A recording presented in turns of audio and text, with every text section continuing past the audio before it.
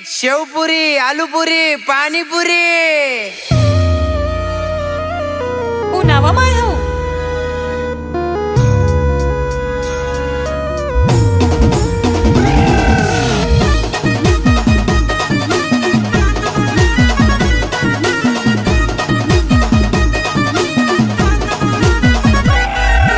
पाणीपुरी गावाला ये म्हणत माय, पाणीपुरी गावाला ये म्हणत माय.